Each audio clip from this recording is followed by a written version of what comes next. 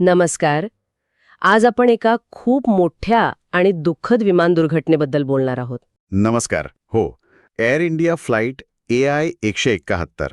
12 जून 2025 अहमदाबादहून London गॅटविकसाठी निघालेला विमान Boeing 787 dream liner. आणि टेक ऑफ नंतर अवघ्या 30-35 सेकंदातच ते खाली आलं. हो, इतक्या लवकर.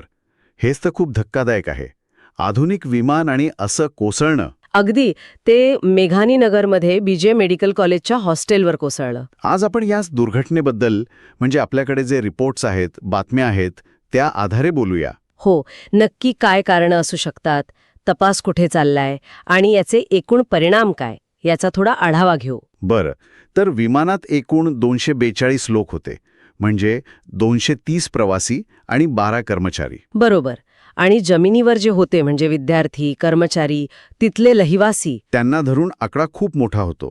जवळपास 270 मृत्यू. हो, खूपच भीषण आहे हे. आणि या सगळ्यातून वाचला फक्त एक जण. हे तर हो, विश्वशकुमार रमेश, भारतीय वंशाचे ब्रिटिश नागरिक. असं म्हणतात की ते आपत्कालीन दरवाजाजवळ होते आणि विमानाचा भाग तुटला आणि ते बाहेर फेकले गेले. हो, आणि त्यांना नंतर शांतपणे चालत जाताना पाहिलं गेलं. हे म्हणजे खरंच चमत्कारच म्हणावा लागेल. खरंय. पण त्याच वेळी त्या मेडिकल कॉलेजच्या मुलांचं धैर्य पण वाखाणण्यासारखं आहे. अगदी प्रशिक्षणार्थी डॉक्टर्स आणि विद्यार्थी त्यांनी लगेच बचाव कार्य सुरू केलं.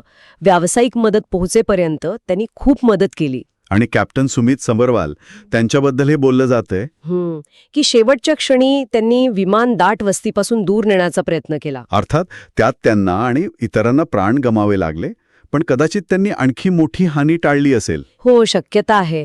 ह्या सगळ्या शौर्याच्या गोष्टी ऐकल्या की मग प्रश्न पडतोच की हे नेमकं का घडलं. बरोबर. आणि त्यासाठी तपास महत्वाचा. आणि चांगली गोष्ट म्हणजे दोन्ही महत्वाचे रेकॉर्डर्स सापडले आहेत, FDR आणि CVR. फ्लाईट डेटा रेकॉर्डर आणि कॉकपिट व्हॉइस रेकॉर्डर. हो, म्हणजे विमानात काय तांत्रिक घडामोडी झाल्या आणि कॉकपिटमध्ये काय बोलणं झालं हे कळू शकेल. आणि CVR मध्ये मेडे कॉल असल्याची बातमी आहे. त्याचा काय अर्थ घ्यायचा आहे? हो, CVR सापडल्यावर कळलं की त्यात मेडे कॉल आहे. हा आणीबाणीचा सिग्नल असतो. म्हणजे परिस्थिती खूपच गंभीर होती. अगदी. हे कदाचित असं दाखवतं की विमानातली वीज गेली असावी किंवा कंट्रोल सिस्टीममध्ये मोठा बिघाड झाला असावा. अर्थात नक्की काय झालं हे सविस्तर विश्लेषणानंतरच कळेल. मग आता तपासात मुख्य शक्यता काय मानल्या जातात? कशावर लक्ष आहे? प्राथमिक अंदाजानुसार काही गोष्टी महत्वाच्या वाटतात.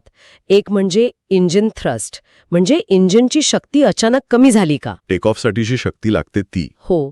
दुसरं, फ्लॅप्स किंवा लँडिंग गिअरची स्थिती योग्य होती का? तिसरं, त्या दिवशी